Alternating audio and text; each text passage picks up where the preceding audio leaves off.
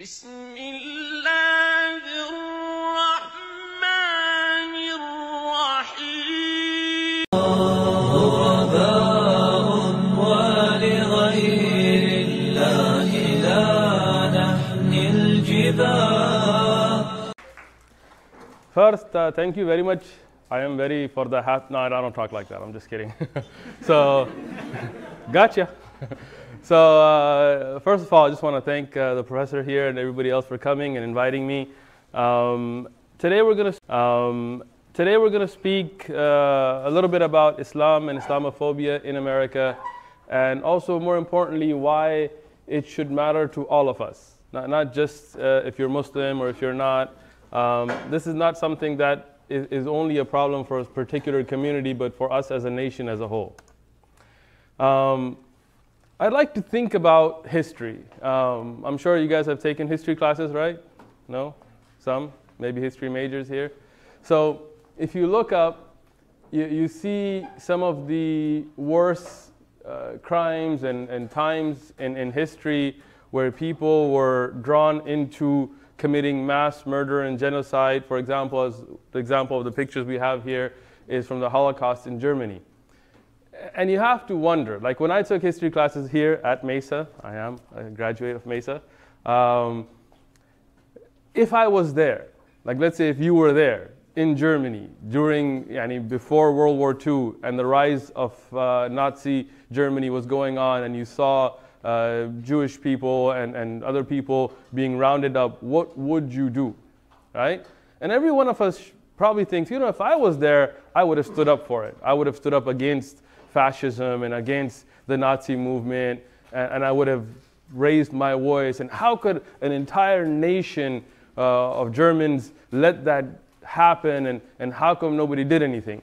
And when you wonder, you realize that it wasn't something that happened overnight.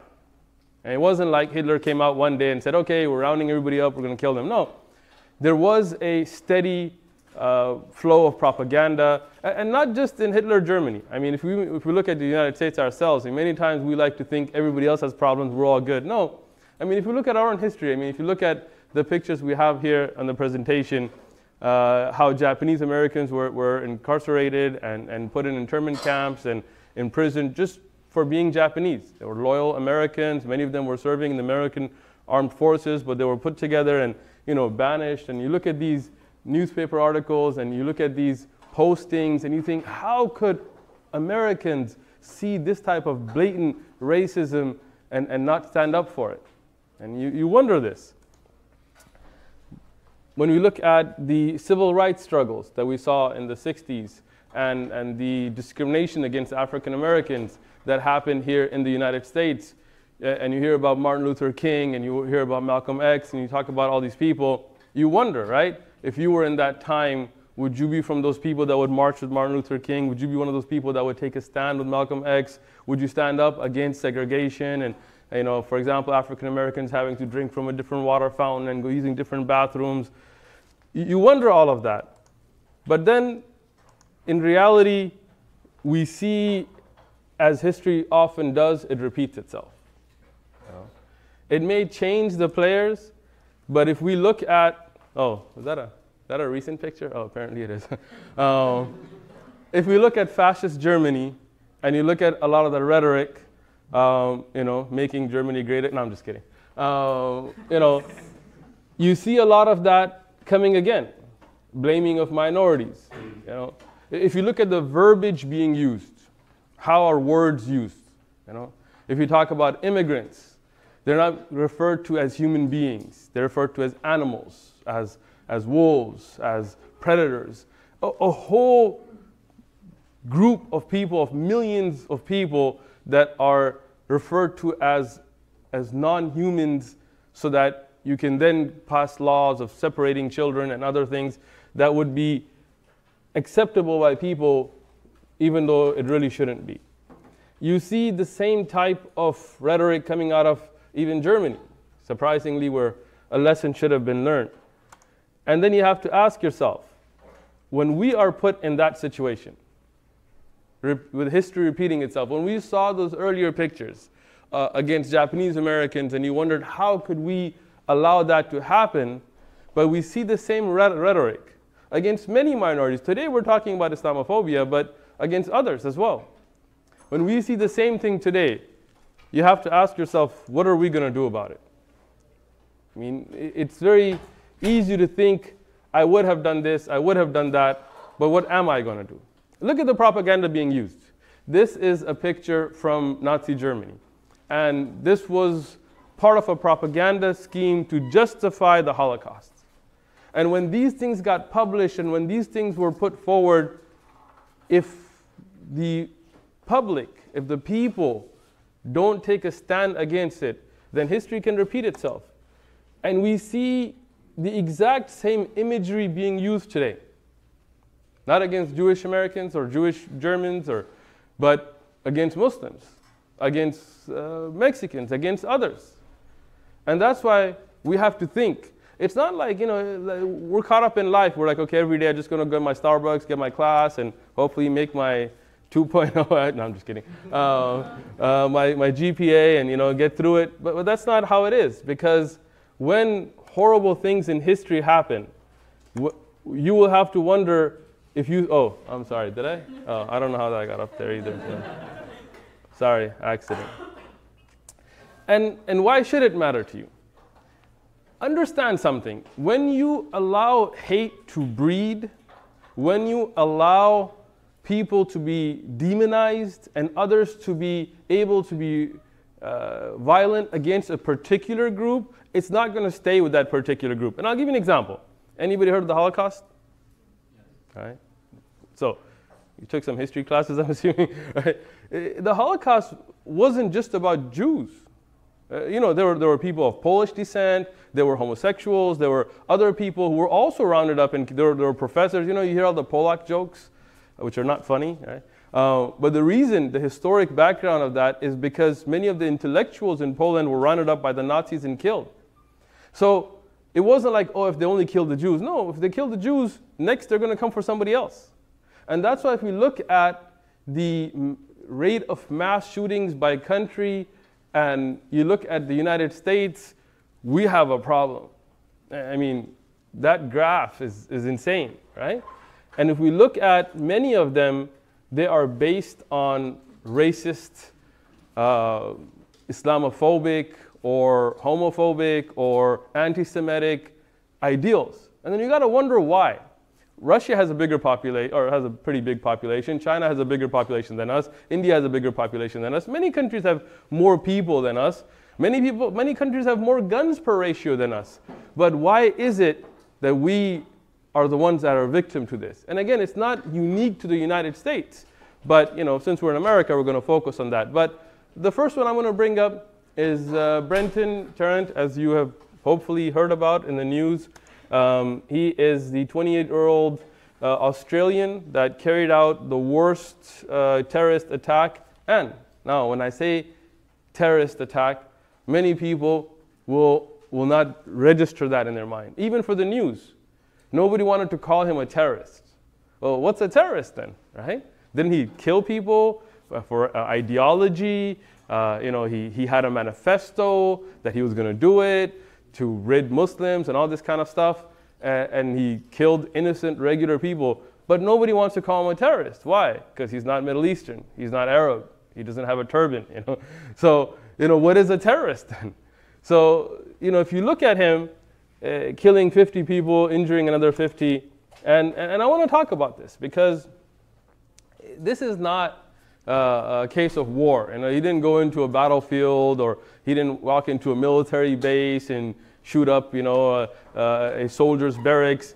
These were people that were innocent, regular people, hadn't committed any crimes, weren't members of Daesh or any kind of terrorist network. Just regular people that were praying. 50 of them killed, right? And understand that the youngest of them was 3 years old.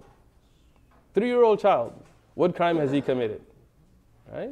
And when we allow Islamophobia to grow, when you allow those terrorist jokes to be said around your company, when you allow Fox News and right-wing radio shows to make blanket statements against an entire 1.6 billion Muslims in the world for the actions of less than 0.0001% of them, when you allow that, then you feed into this. You get complacent with it. It's not, okay, well, it wasn't me, but when you sit around and somebody makes those kinds of statements against a whole population, do you stand up against that or not? This is the question. And if you don't, then you allow that to grow. And understand something, it is not a one-off. And that's the funny thing. If you see, let's say somebody of Arab descent, he's not Muslim. There are non-Muslim Arabs, right? Let's say he's Chaldean, and he goes and shoots up a liquor store. Immediately the news headline, Middle Eastern terrorist attack, possible links to whatever, even though they have no idea. When they had the Oklahoma bombings, Timothy McVeigh, white guy, I was alive at the time. So as soon as it happened, I heard on the radio, suspected Middle Eastern attackers. How did that come? It's a prejudice, right? He was a white guy. They had no idea, but immediately the blame went there. Nowadays on news, watch for this. If there's like a mass shooting, they say, was it terrorism? Well, what do you mean? A guy walks in with a machine gun and guns down 30 people. What do you mean, was it terrorism? Oh no, he wasn't linked to any Al-Qaeda or ISIS, so it's not terrorism. Well, what do you mean? Right? And that's the mindset you have to change. You have to challenge yourself. If he's Muslim, then he's a terrorist. If not, he just needed a therapist. That's not the way it works. Right? Nobody sane goes in and shoots up a place to begin with. Right? And if you think this was just a one-off, understand that it's not.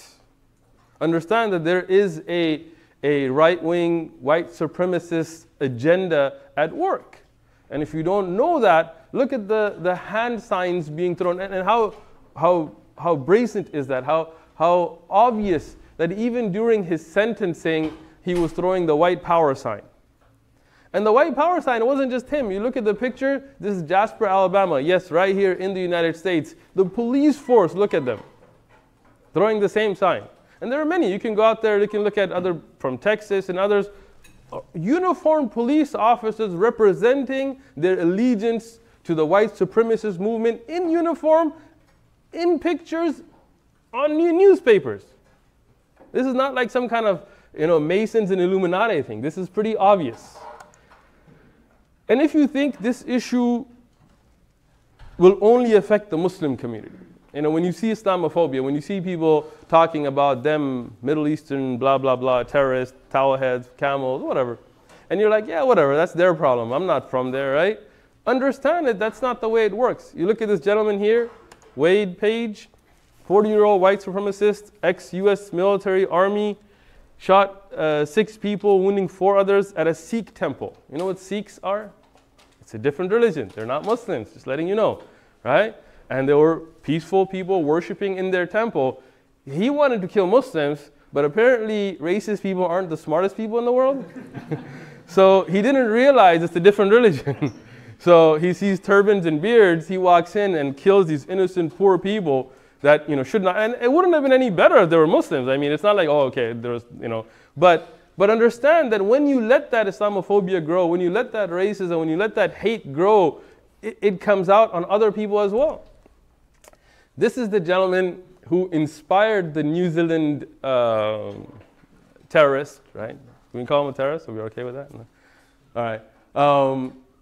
And Andres here, he carried out his own shooting. He had his own manifesto, like the gentleman in New Zealand, declaring a crusade against Muslims entering Europe. But the interesting thing is he didn't actually kill Muslims. He went and killed 69 children at a youth group. And the O'Reilly show, I saw it myself, he wouldn't call him a terrorist. He wouldn't call him a Christian terrorist, even though you see there's a symbol that he was using, and I don't know if you recognize it, but it's a cross, right?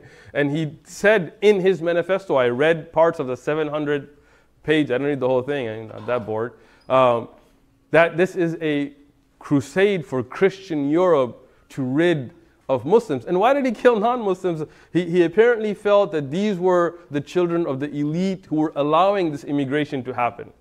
He was a member of the Church of Norway, a Christian church.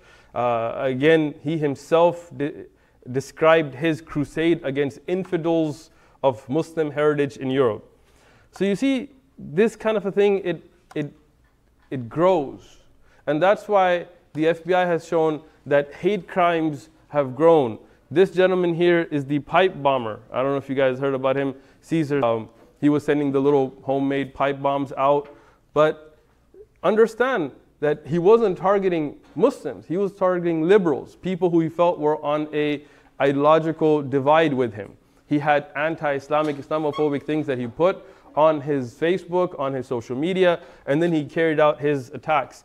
And if we look at the shooting that happened on the 27th of October here in Pittsburgh, it was carried out against a synagogue, people of Jewish faith.